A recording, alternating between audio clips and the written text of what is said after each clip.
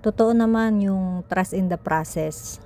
Minsan dumarating talaga yung problema na hindi natin inaasahan. Kagaya na lamang ng nangyari sa akin, ma-share ko lang sa inyo mga lalabs, na hindi namin inaasahan na naaksidente yung anak ko, nadulas, nabalian ng buto sa kanyang kamay. At lumipas ang mga araw, walang linaw, hindi namin alam kung saan dadalahin.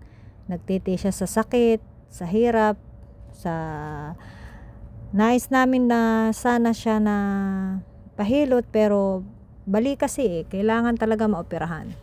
Sa panahon at sa pagkakataong yun, wala kaming hawak na pera, wala din kaming mga card na mga insurance, pero may paraan si God kung papaano niya tayo tutulungan. Nagantay kami ng 1 buwan hanggang sa nagkaroon kami ng health card at nagkaroon kami ng slot para sa public operation. After nun ay sa kapapalo up din namin ay tinawagan kami at inadmit para maopera. After ng maopera, lumipas ang ilang araw, ay nakalabas din naman yung aking anak at ngayon ay nasa bahay na, nagpapahinga, nagpapalakas.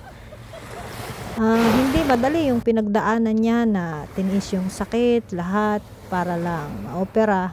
Pero talagang lahat ng nangyayari ay may tamang proseso.